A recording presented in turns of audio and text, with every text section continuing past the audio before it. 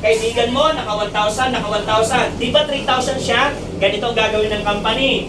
Pagsasama-samahin sila kasi accumulation eh. 3,000 PB na ate bilhin yung puntos mo, ikaw ay 9% na. Ang tanong, dumaan ka pa ba ng 6%? O, di ba ang ganda ng negosyo? Ganun kasimple. Paglipas ng pangalawang buwan, February, di ba 3,000 mo ate? Binayaran ka sa revision na 9%. Di ba ate? Ang good news niya, 3,000 PB, 9%. Pangalawang buwan mo, naka 17,000 na na-develop mong puntos. 3,000 ka 17. 20,000 PB. Ate, sa marketing plan, 20,000 PB. O, 20,000 PB sa naka-bracket. 15% na. Doon po kwentahin ng cheque mo. Ito pang good news ate. Yung ibinibintan yung product, sa inyo na po ang tubo nun. Wala nang pakialam doon si Dr. Lichoni. No? Ang malapit niya na ate. Ito, pangatlong buwan. 20 plus 25, ilan? 45,000 cubic oils value. Kagaya mo, sabi mo kuya, star agent ka na. Yung bang 45,000 ikaw talaga nagbenta nun. Hindi. Group points accumulation, di ba? O 45,000, o di star agent ka na, ikaw ay tatawagin, star agent, good news, pwede ka nang kumita dyan ng mas malaki. Ngayon, 100% lifetime points accumulation. Halimbawa, January naka 10,000 ka, February naka 15,000, March naka 20,000 ka. Pagsasama-samahin po, 45,000 PB points value, kayo po ay tatawagin star agent na. Ganun lang kasimple. Para sa iyong kaalaman natin, ganito lang kasimple para maunawaan mo. Yung unang higop mo ng kape, hanggang huling libingan mo, andun ang puntos mo, hanggang ikaw ang pinagkakapihan.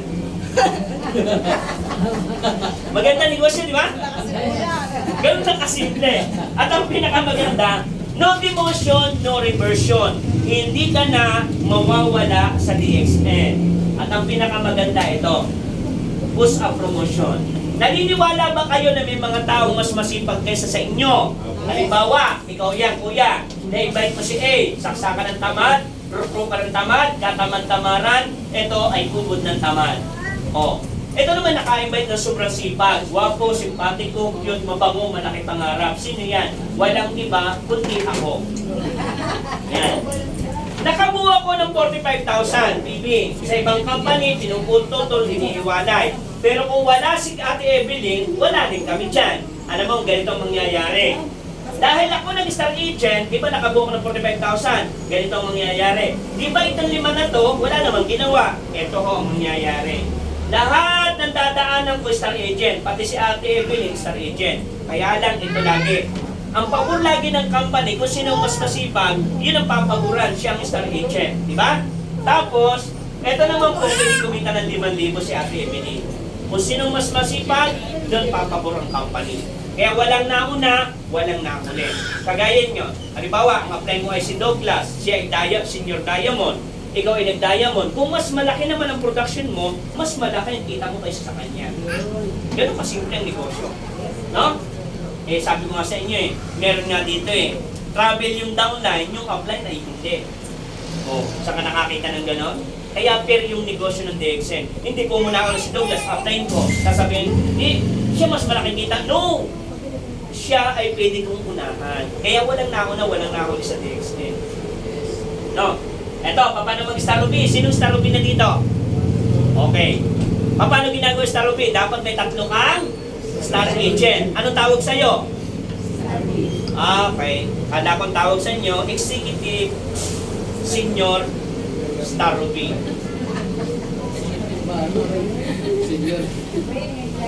No? Okay. 3 Star Agent direct sa pangalan mo. O, pwede kang mag-Star Ruby. Ate, may tanong ako sa iyo. Ilan ang kulang mo bago mag-diamond? 3. O, 3. Dapat, pag alam na ninyo ginagawa nyo, 3 star agent, seryosuhin nyo na saan nyo kukuhanin yung 3 pang star agent para mag-diamond. Hindi yung nag-ruby ka, nilumot ka na. Diba? Nung makuha mo yung 12,500, hindi mo na ginawa. Eh, sayang po. Ang dami pang tao sa palengke, ang daming tao sa paligid mo na pwede mo pang makumbinsi. No? Ito pa. Paano mag-diamond? 6 na star agent lang direct sa pangalan nyo. bawat isa lang i-develop lang ng 45,000. Alam sa totoo lang, hindi naman kailangan pahirapan ang sarili. Ito, maniwala kayo sa akin. Hindi nyo kailangan pahirapan ang sarili nyo na sinasabi nyo, mahirap gawin ang diamond. No, ito na. Di ba nag-star agent ka? Okay, tingin kayo sa akin. Nag-star agent kayo, di ba? Nag-develop kayo ng isang star agent.